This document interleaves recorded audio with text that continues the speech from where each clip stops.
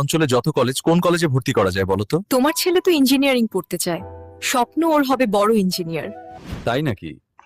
কিন্তু ইঞ্জিনিয়ার পড়তে তো অনেক খরচ। তোমাকে কে বলেছে?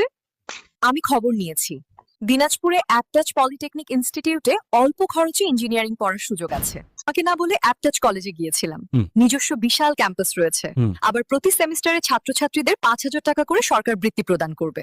এর চেয়ে আর কি সুবিধা চাও বলো?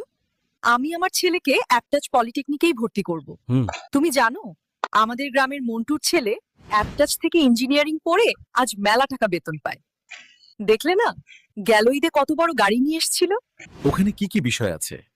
Civil, electrical, computer, architecture, mechanical ও টেক্সটাইল টেকনোলজি। ওখানে কি মেয়েরা ভর্তি হতে পারে?